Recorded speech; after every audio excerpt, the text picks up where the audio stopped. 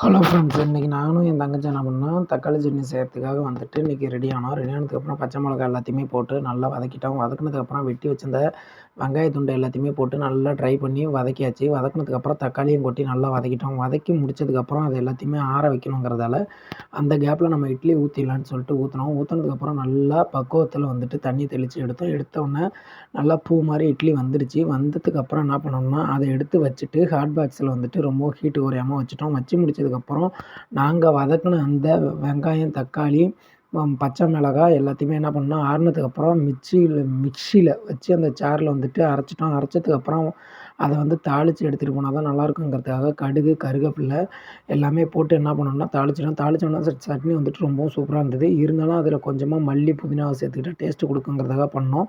நீங்களும் உங்கள் வீட்டில் இதேமாரி தக்காளி சட்னியில் மல்லி, புதினா சேர்த்து பண்ணியிருந்தீங்கன்னா அதை வந்து கமெண்ட்டில் மறக்காமல் கமெண்ட் பண்ணுங்கள். தேங்க்யூ.